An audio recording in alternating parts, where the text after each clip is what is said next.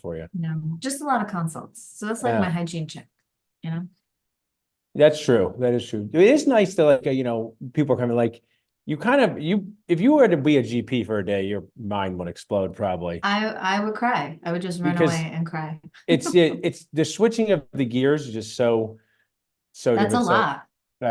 look at all these Monday night people coming in. Hey, everybody from Dental Nachos. Hi. Thanks for joining me and my friend, Dr. Sonia Chopra. We're going to talk about endo success, endo stress. We're here for you. You can also ask questions in the chat. Before we get started, I want to share a few things here. If you are a newest dentist, a dental student, and you want to survive, thrive, and not cry, we put together a real-world survival guide for dental students and new grads. A new grad could be up to 10 years in practice. Just text SURVIVE to 215-543-6454. Can't do root canals without a job, right, Sonia? Can't do them on the street. There is actually an amazing barber in Philadelphia who does haircuts for the homeless on Broad Street. It's so nice, but you cannot just do endo on the streets, so you do need a job. Text job to 215-798. Well, I was just in India and I saw people getting their haircut and dentists doing dentistry on the street. Dentistry on the streets. Wow. Yeah, Visit us at dentistjobconnect.com or text job to 215-798-9897. So we're going to be hanging with Sonia for the next 40 minutes, asking her questions, but she is an amazing sponsor of Dental Nachos and what we do. To join her next eSchool, text RCT to 215-543-6454. Also, if you're here on Zoom, my amazing team member will put the link in the chat. You will save by joining this amazing eSchool through Dental Nachos. And that's what I wanted to kind of start with, Sonia, before we get to our questions. You've done eSchool. If people are here for the very first time checking in on this, we have fans of eSchool in our Dental Nachos group. They've loved it. Tell us what it is, how they learn, and when the next course starts. So eSchool is like a mini endodontic residency, all jam-packed in an online course. I took into consideration everybody's busy schedule, closing their practice. You don't have to do any of that, but eSchool opens today for enrollment, and enrollment closes on January 21st. It is really meant to take you from diagnosis to beautiful obturations in a simple, kind way. I think there's a lot of extra stuff that people throw at you that you don't really need, that overcomplicates endo. And then I also think that there's some mean ways to learn, and I don't want that for anybody. And I think endo can be a lot more empowering and a lot more enjoyable if we just kind of simplify things and teach in a friendly way. I love it. Everything that matters needs a system. Everything matters. I love that. I would also like to share, we have a lot of people on Zoom. There's no such thing as Zoom HIPAA, so I'll violate it. I see GB here in the chat, TH, dental students. There's someone from my own hometown of Pennington, New Jersey. Please go into the chat and tell us where you're watching in from and what was the most stressful part of your dental day. We'd love to chat about that too. Now, Sonia, eSchool, tell us about eSchool plus coaching, because what we're promoting is eSchool, that is the online access, but tell us about your Zoom or online coaching that you do. Yeah, so twice a year, I offer eSchool with coaching, which means you get to do eSchool with me. So I am your friendly mentor and I'm by your side. So there's one thing to just, digest modules and still have questions, right? So you can do things DIY, or you can do things with an endodontist who actually wants to answer your questions. So on Monday nights at 8:30 p.m. Eastern, I actually it's about a 2-hour long Zoom call, and I answer all your questions. And that's where we get really specific about your cases, about your detailed question that you really can't get the answer anywhere else. Yeah. So. And you can learn from your cats. Now, I want to share a few things at the beginning of the questions. First, I think one of your grads is here. I won't violate total Zoom HIPAA, but her name begins with R. Also, I asked all of you to put where you're watching in from. One person did it. What is wrong with these dentists? So please go into the chat and say where you're watching in from. 2 people. And what was the most stressful part of your dental day? Someone said this, Sonia, you don't have to deal with this. Back-to-back class 2s. When's the last time You had to do back to back. What decade was that? Dental school? Yeah, I think that ended in 2003 for me. North Carolina, New Jersey. Thanks for being normal, guys. Add in your most stressful part of your day. UPenn Dental, awesome. There's why you got to come back to a meeting. We have a networking event. You got to see at that. I know who that is. Name starts with A. Myrtle Beach, nice guys. So what we're going to do here with Sonia is answer questions, but you are the most important people that are here. So if you have a question, please put it in the Q&A. But we went through a form and put questions together for Dr. Sonia. But if you have taken the time to watch in live, please add your questions in the Q&A, whether it's about eSchool, the coaching, access, obturation, anything in between, isolation. So tell us a little bit about your work schedule, Sonia. I think this is a great first question. You know, as a practice owner, A, how many days a month are you working? And B, the days that you're working, you told me before we started, you did double-digit root canals today. So how are you so efficient? So tell us how many days you work and how you are so efficient. So I work 5 to 6 clinical days a month because wow, a month. Yeah. I like to teach eSchool and I'm lecturing a lot. So my work schedule is really dependent on all the other things going on. But I found a way to actually be more productive in less time because I got really smart about how to strategize my schedule with respect to what I'm doing during my procedure and what can I delegate to my team so I can go be productive in another operatory. And once I started to figure that out, I was able to not have guilt, production guilt, and drop a day because I was producing the same amount in one day as I was 2 days. That's awesome. I mean, I have to share. No one has only a new mom once did say this. So I said that this filling took too short, Paul. This is my only break of the day. Can it take longer? But besides her, every patient has wanted to get out of the chair faster. Every team members want to be done on time. So being able to do more in the time you have is great. We have somebody who said their temp crown broke from Las Vegas, or patients, and a stainless steel crown on an 8-year-old, my friend from Pennington. Okay, so what was your favorite part of Super Dentist Boost Camp? We asked you that last time. You came to Super Dentist Boost Camp in Philly. We're having it again in August. We'd love to talk to you about that. I know your schedule gets booked out, but what did you like about Super Dentist Boost Camp? I loved meeting all of my online friends in real life, which was great, and listening to all the value that they brought to the table. I learned a lot. And if two of us are on here on Zoom, both of us do online CE, and what is the value of going and seeing your colleagues face to face? Whether you're 30, 40, 50, whether you say, I don't have the time, why is it worth it to get out there face to face and go to a dental meeting and hang with your colleagues? I think the camaraderie and just the connection is just as important as the education. Yeah, I totally believe that. You have people who have your back. I would say friends in your phone, Phipps. Lindsay will put in, people can apply to the next Boost Camp, which is happening in August of 2024. So let's talk about finding MB2 and the middle mesial canals. These are common questions I get from my audience. I am not an endodontist, haven't done a root canal in a long time, but talk to us about finding MB2 and middle mesial canals. So I'm going to say there's a way to cheat, and it's going to be your cone beam. And I've come to the realization for the past couple of years that I really shouldn't be doing a root canal without taking a cone beam preoperatively.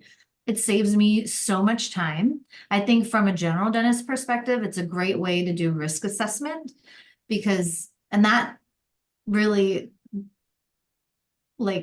builds into the economics of the endodontics. So that's actually my next webinar, which starts tomorrow, the economics of endodontics, because we got to play smart with the tools that we have.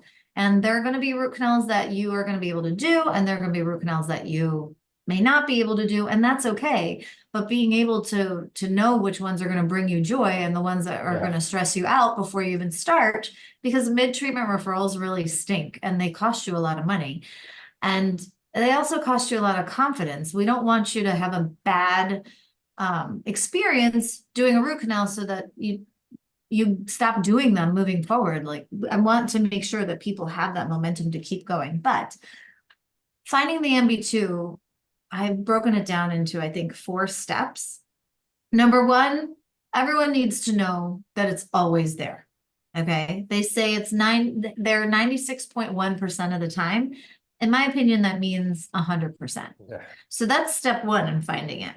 Step two is knowing exactly where in the tooth you need to look. And that's where your cone beam comes into place. So sometimes if you look at your cone beam, the MB1 is here and the MB2 is like right up against it. Sometimes the MB1 is here and the MB2 is like really far away. So now you know where to trough, right? Sometimes the MB2 is like, you can actually see the hole, and sometimes it looks like it's just solid dented. Those ones that are solid dented, maybe you want to kick those to the specialist and keep the ones that are nice and have that nice orifice that you can see on the scan. What I can add in here, Sonia, you're already delivering awesome value, and do some questions from the Q&A is knowing when to refer makes you look like a hero, knowing when things are going to be tough.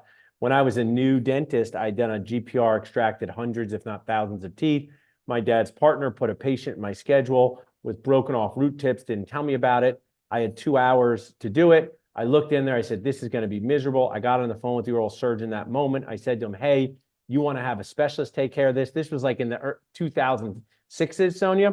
So I felt bad that this happened, but I knew, right? I knew enough that this wasn't going to be something I could handle. So this is before cell phones. I called him that night just to see how it went. Didn't pick up the phone.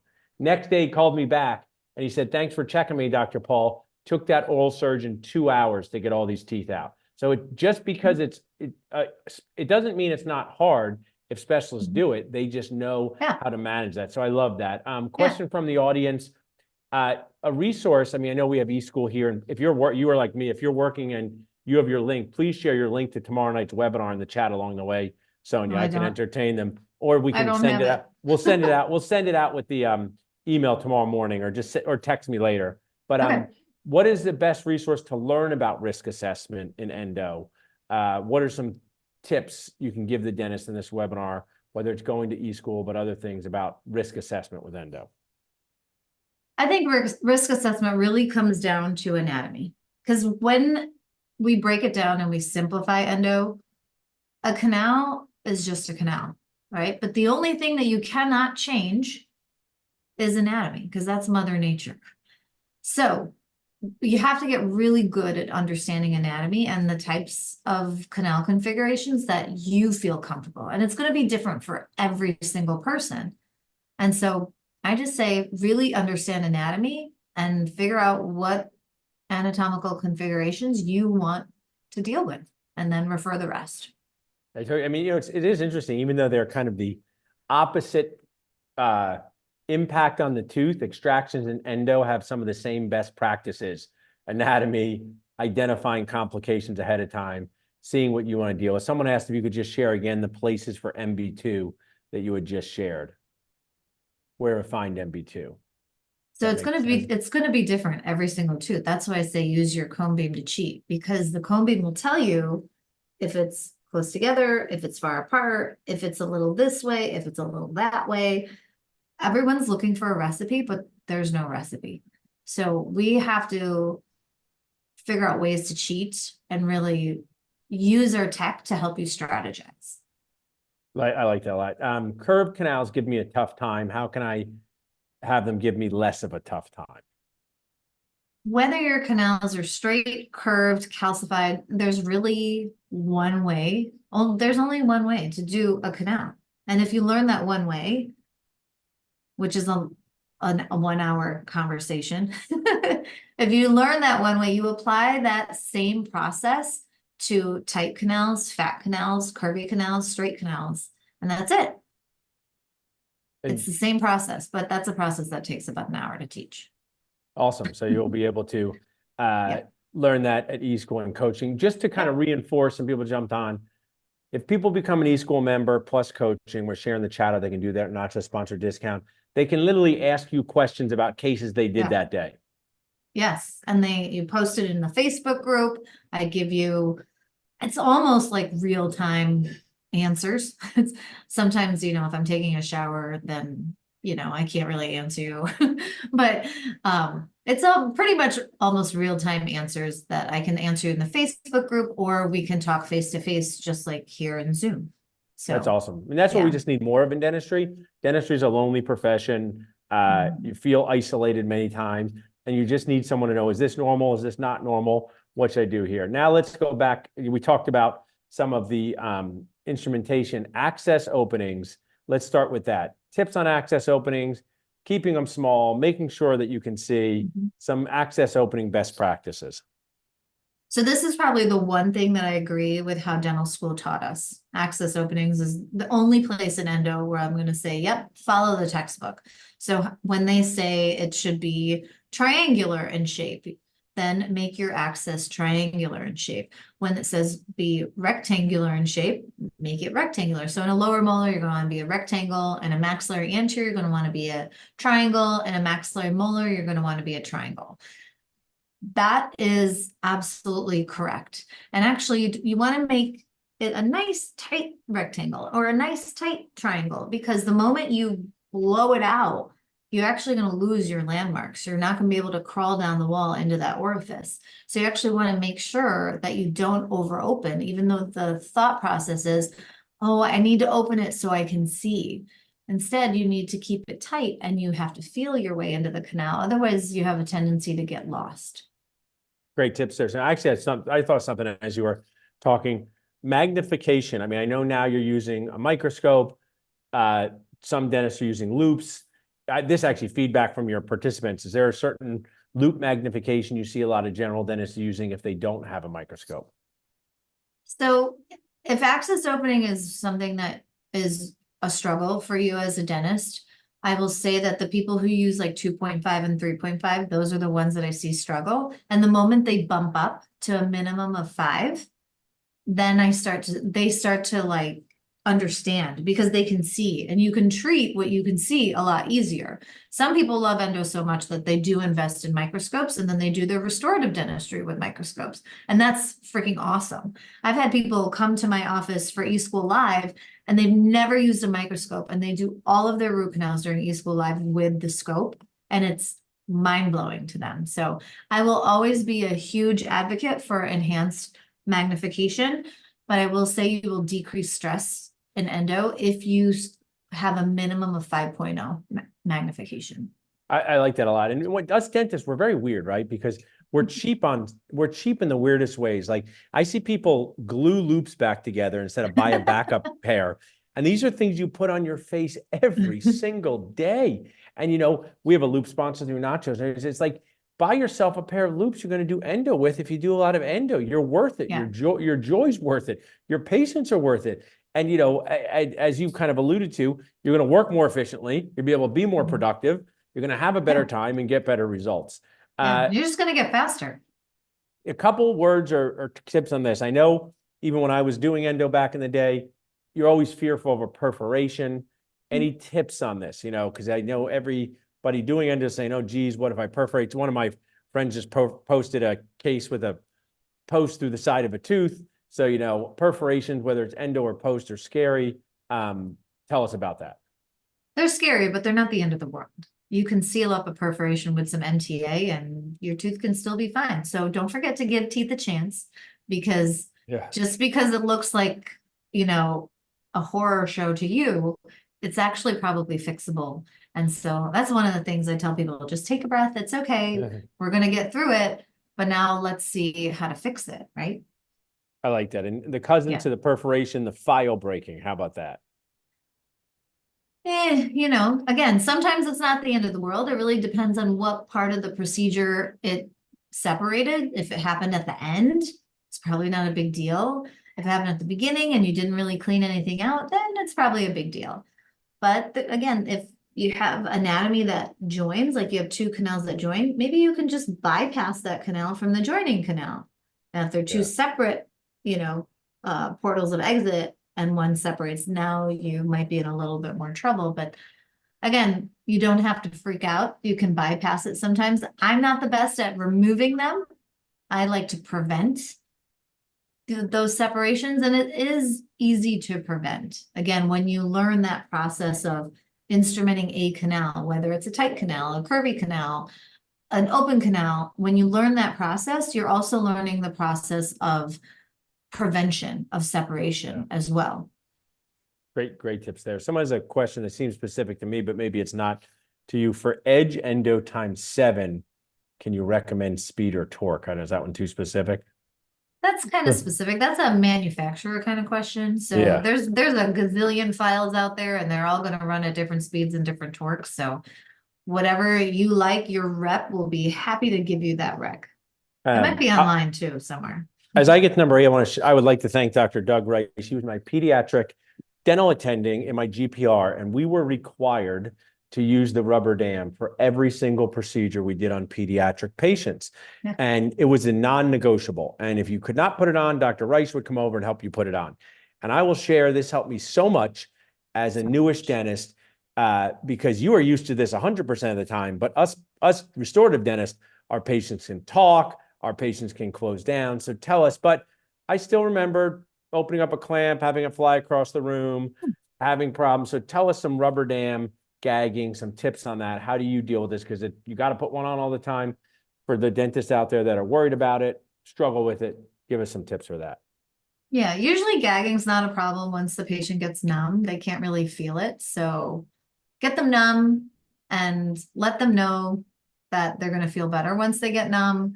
And I think just a little bit of that education and psychology, giving them that information, even when I go to do an x-ray under the rubber dam, right? I'm going to push that sensor all the way back. But I tell the patient, you're in control. I have them hold it with their finger and they kind of understand that they can just take that out if they need to. So I like to let them know that they have some control of the situation and all of a sudden the gagging goes away. So between that and getting them numb, gagging goes away. And I'm assuming, I was confusing that, but how big a factor is having the right clamp and the right tools to rubber dam success? It's really important. And sometimes when we overuse our clamps and we get cheap and we don't replace our clamps and they get really wide open and they no longer hug the tooth tight enough and they start to wobble and then you get that leakage of saliva, it gets frustrating. So if you feel like your clamps aren't working, just get some new ones. They're relatively cheap, but I think new clamps every now and then will actually lessen your rubber dam issues. I like that. It's a theme. Don't be dentist cheap on loops or clamps. Someone asked, in terms of brands of loops, I would just, someone asked, I would just test a lot of brands, go to those loop fairs, see what works for you. We have someone who asked about gutta percha bending at the apex. Sounds like you didn't instrument all the way to the apex. That's the main problem there. Yeah, or if it crinkles, you get the crinkle cone, you need to re-instrument a little bit more. So that's a good tip. Preventing ledges. Preventing ledges and preventing separations kind of go hand in hand. So again, when you learn a nice workflow for instrumentation, you prevent all those things. So endo is of all the things you in dentistry, it's consistently talking about systems, right? Is this what e-school teaches them? Yeah. Coaching teaches them systems for success. And then I'm assuming for systems when things go off script, like you talked about. Yeah. And there's only a few things that can go wrong. And therefore there's only a few things that you need to know how to fix. It really can be super simplified. So I'm just going to catch everybody up who's watching in, whether it's on demand later or live. I'm talking with my awesome friend, Nachos sponsor, Dr. Sonia Chopra. She's doing the work of the Lord G.V. Black, and she has created an endo school plus coaching, and you can get a Nachos sponsor discount. You can get it 2 ways. You can text RCT to 215-543-6454, or you can go into the chat right now, and there is a link and a code, Dental Nachos discount, which saves you on the course. You are worth it. Invest in you.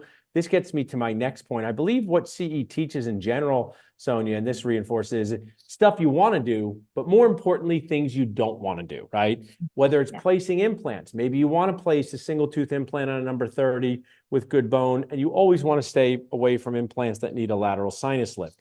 But if you cannot identify those cases and you cannot build confidence, so talk a little about these two, lack of confidence coming out of dental school and case selection, some tips, and how will eSchool help them with both of those challenges? So I think number one, dental school is required to teach you so many things that I don't know if we had the brains at the time to really focus on all of it. But I think once you come out of school and you have a little bit of clinical experience under your belt, going back and relearning things actually is what gives you the confidence. I remember when I became a board certified endodontist, I had to go back and relearn everything. And that's the thing that made me have the confidence. So I think there's something to say about relearning a topic, especially Yeah. one that if you were like me, I only got a 2-week didactic course in dental school out of my 4 years, and I only had to do like 4 root canals to graduate. That's not enough. Yeah. I actually believe, I'll say a couple things about this. One, I think there's that great quote about always have a beginner's mind. That's why it's so important to go back and reinforce fundamentals. And of all the things we learn, endo is a tough one, right? You know, it's like doing 4 root canals is going to almost make you feel stuck, right? And if you're an associate saying, and your owner dentist says, can you do root canals? It's a tough answer. But, and not but, as someone who runs Dentist Job Connect, being able to do endo can be a very valuable skill for the practice. So that's why your coaching at eSchool is the key to kind of fill in that gap there. Next question, getting the XR to look like a master cone to have a good fill, even fill in each canal. Any comments on that? So it sounds like they want to have a sexy root canal at the end. Am I interpreting? I like that. Yeah. I like that. They want that sexy look, right? Again, when you have consistency, when you learn key principles, and it's funny because people are like, oh, what file system do you teach? And it's not about that. It's when you really understand the concept, you should be able to pick up any rotary file and any piece of gutta percha and get the job done. And this is important for associates that maybe work Monday, Wednesday, Friday in this office and Tuesday, Thursday in this office, and they have totally different systems. So very, very important to learn. But again, it's so simple. Like even warm vertical is so simple. And when you can simplify it, then you can get that nice, dense obturation, that radio opaque look that everyone's looking for. I like that comment. Someone asked in the chat, how do you know if you've thoroughly cleaned out the canals? Well, you got to give it time. So the 30-minute endo is not going to work. A lot of your instrumentation and your cleansing is going to come from irrigation and your sodium hypochlorite. So this is a time when you can go do your hygiene check and let your hypochlorite just sit and marinate in the tooth. Yeah. So it's more about allowing the hypochlorite to take action as opposed to figuring out, oh, do I need to go to the next file? That makes sense? Yeah, for sure. I think that makes a lot of sense. We talked about it, and this person in the chat's so awesome. She's on Nachos, and I know dental students and new dentists want us to have some number. Someone asked me about I'll answer. So if someone said, how many implants give someone enough confidence as a GP? I would say 30 to 40 implants. That's what I would say for implants. 30 to 40 implants, doing 30 to 40 cases, being able to follow them, you're going to start to develop confidence. The challenging part is being able to do those 30 or 40 cases. Who's going to help you? Are you going to have your support? Anything you give for root canal numbers, if a young dentist wanted saying, how many root canals will give you confidence for GPs? I think that's a good number. 30 to 40 is a great number, but I think the sequence in which you start your endo journey is really important. Like start with your single canals, right? Master that single canal, then go to 2 canals, right? Then master that, then go to 3, and then do the mandibular molar before you try the maxillary molar. I think the maxillary molar should be the last thing that you do because again, your anatomy could get in your way. Really good. So. Good point. We're gonna do about 10 more minutes with Sonia. You guys have been great in the chat. I think I've gotten most questions. I like these from our Nacho audience. This is actually a question I think is important, and just more just your thoughts. Maximum number of appointments for molars. Like if you have one of your eSchool people and they're saying, hey, Dr. Sonia, I work at a practice. I can't work for a long time at one time. I got hygiene to check. How many appointments would you say they should schedule, or what's too many? I'm actually interested in this answer because I wouldn't know how to answer it. So how many appointments should it take to get a root canal done? A molar root canal done? Is that what I'm hearing? How many should it take? And then, what would maybe be too many? If if an enthusiastic associate, but one who's like, I don't want to say is annoying their patient, but I don't think they can come for 5 visits for one Right. molar. Well, I would love everyone to do single visit endo, right? Because then it's profitable for everybody, for you and your patient. So I'm gonna say, let's shoot for single visit endo. But sometimes your patient's draining, sometimes they're in too much pain, or sometimes it is too difficult and you do need a second visit. I rarely go over 2 visits, and I would say 95% of my cases are single visit. I think if you are continuously and routinely doing 3 visits, you're losing money. And Yeah. you should maybe bang out 3 crowns and instead, like do crowns instead of the root canal. Or really get good at the more simpler root canals until you gain that speed and confidence to, again, grow back up to the molar. And I think I'll share with you as someone who's, you've given up on class 2s and checking hygiene as an endodontist, Sonia, but someone who has multiple associates working for them. I've been an associate. The reality, whether it's fair or unfair, is that both your team and the patients lose confidence in you when things take too long. You may be trying your best, but just like when you go to a restaurant, if your meal takes too long, it doesn't matter if it comes out perfect. So it doesn't mean to rush. It's just to be cognizant of sometimes it is better to use your case selection, do those easier cases until you get really good, because you do not want to lose the confidence of your team and the patients. And it's a tough part of being a dentist, but I can think back and say, hey, there's cases I've tackled that I wish I referred. So really good point. Over instrumentation at the apical third and bleeding of canals because of it when doing root canals with manual pro tapers. So if you over instrument, you can induce bleeding from the periapical area, no matter what rotary file you use. I would rather you over instrument than under instrument, if I were to pick one. I like that.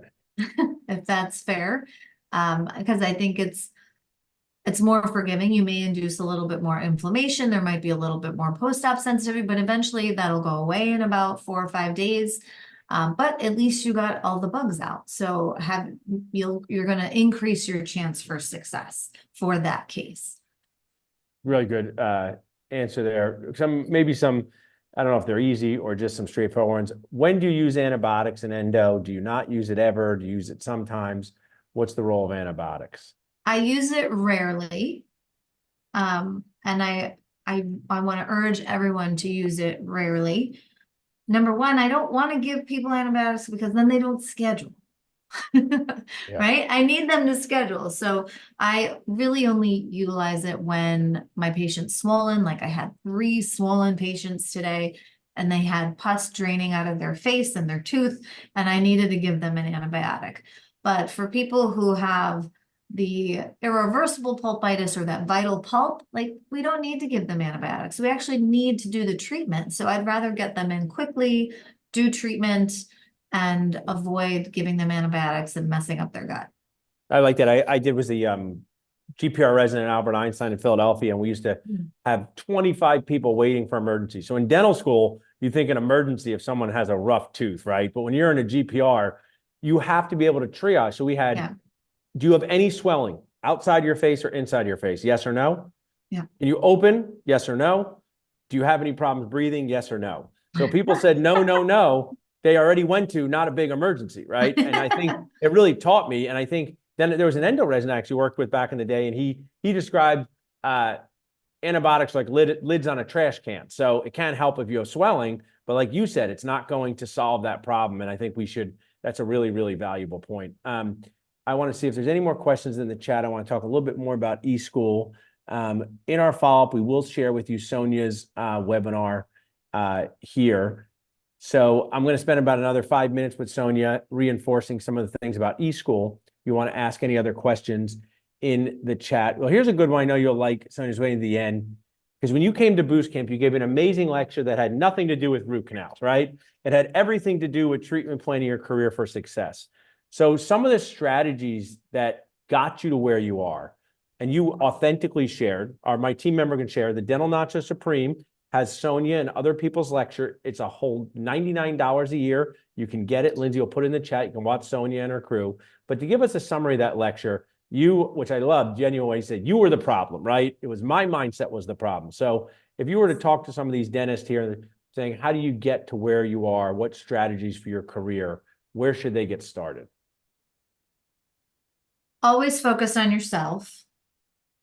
Don't worry about, other people. I think it's easy to blame everyone else but yourself, but see where you can fix yourself. That was really, for me, I remember I used to always blame my team, or this person sucked or that person sucked. And really the problem was me. I wasn't communicating right. I wasn't consistent for my team. There were so many things that I needed to do better.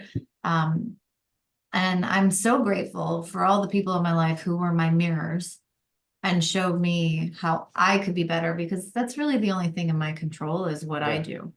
So I love that. I want to share. Lindsay, get a screenshot of us. You can text RCT to 215-543-6454 to get a discount on Dr. Chopra's amazing e-school and coaching. Sonia, what do you wish you spent money on? I'll answer on. What do you wish you spent money on earlier in your career? You were either too cheap or too unaware. You can't spend money on something you're not aware that exists. So if you could go back in time and say, hey, young Dr. Sonia, I wish I spent money and time on energy on this sooner, what would you say to that? So I think I found coaches really too far into my life. And now I've had a gazillion coaches. And you can get a coach for anything. You can get an endo coach, you can get an implant coach, I have a feminine goddess coach right now. Like it's just, like you can get a coach for anything. You can get a business coach. I think starting with coaches, working with somebody who has really been through it before you have, and you can learn from their mistakes. That's really, really important. I echo similar things. I'm going to add that I actually was, I worked at a restaurant. I've worked at hospital systems. So I hired coaches early to help with team management, right? Earlier than most dentists. I said to my dad, we got to get our team on board. One thing that I would get is I didn't hire what I would consider to be business and profitability coaches soon enough. I was in network with bad dental insurances much longer than I wished I had been. I used feelings instead of facts. It's like the calories on a menu. I said, I'll worry about it later. And if I could go back, I wish I hired someone to really help me look at my P&Ls, my insurances earlier in my career. I was very concerned with my culture, very concerned with people getting along, which is important, but I didn't pay a close enough attention to that. And that's something you talked about at Boost Camp, because why they don't talk about in dental school, but profitability is important. Why is it important to a practice? It's huge, but also I think it also is so important to understanding your worth and what you do, and protecting your energy at the end of the day. I freaking hate insurances. Am I allowed to say that now? Yeah, you could say it. Okay, I hate it. I'm so glad I finally went out of network. I'm like everyone else. I had to start my practice in that way, but eventually I realized, oh man, I'm actually a pretty good dentist, and I should get paid for what I'm doing. And when I started to run the numbers and see, that's actually one of the biggest ways I was able to do the production of 2 days in one. So I would share that identifying, don't go and drop all your plans tomorrow. Don't go and sign up for all your plans, but make a plan about your plans, and don't be like us where we didn't pay close attention. Someone asked here, Sonia, I love this question. How do you find mentors along your journey? I'm going to share, a mentor is different than a paid coach. When you pay attention. There was a quote I said, like when you got to pay for something to really pay attention, whether it's a gym membership, whether it's coaching. You can have mentors and people who have your back that you can text and say, I have a problem, but don't confuse those with your paid coaches. Sometimes I think, Sonia, and I think this is done with it, young dentists say, oh, everyone just mentor me for free, and I'll just ask someone else, why is that a challenge to really moving your career forward if you're waiting for free mentors to show up? Well, I like to respect everybody's time, and I never want to take advantage of anybody. And so if I really want like really focused help, I want to pay for that. I want the person who's helping me to feel that I value them. So And then they're really gonna help me. They're I gonna, know what I'll say is, we're on the other side of it now, Sonia, but I went to every study club I was invited to as a young dentist, because where mentors will mentor you for free at events. Someone's at a bar or having coffee and they want to ask me about their job, I'll tell them for free right there what I think. So the way to get mentors is to go to events, talk to people who you don't know. But when it comes time to really investing in your career, whether it's C or coaching, pick a budget, invest in yourself. You will not regret doing that. Well, you've shared so much awesome value, Sonia. I hope it's not September when I see you at the ODA next, but I know we're on the same lecture in September, right? I know, I'm excited. We'll get you a boost camp. Anything else about eSchool coming up? You said that January 22nd is the last day to register. Lindsay will put that into the chat. 21st. January 21st. Yeah. I also would like Lindsay to put into the chat. Dr. Sonia and I are here at 8:30 for free. I know you can sign up for stuff, but all of this value and knowledge is totally free. I have a Google link. We love when people leave us nice reviews. We love that at our dental office. We love that in any of areas of our life. So if you can take 20 seconds, Lindsay, just drop that review link. I texted you in there. So Sonia, I'll let you go back to your family, get ready for the storm. Keep me posting everything going on, and hope to see you in person soon. Thank you so much for having me. It's always nice getting to hang out. So thanks again. And I'm looking forward to seeing you face to face. Awesome. Great, Sonia. Thanks so much. Enjoy. I need Bye, a goddess everyone. coach. Now I need a goddess You do. coach. So I'm gonna. You do. Yeah. I'll hook you up. Yeah. Thanks, Sonia. I'll talk to you soon. Bye. Everyone else who's still here on Zoom, so appreciate your time. We are always connecting here to feel less alone. We need any help with anything that we do, just reach out to us at dentalnachos.com or dentistjobconnect.com. Okay, I think I'm good.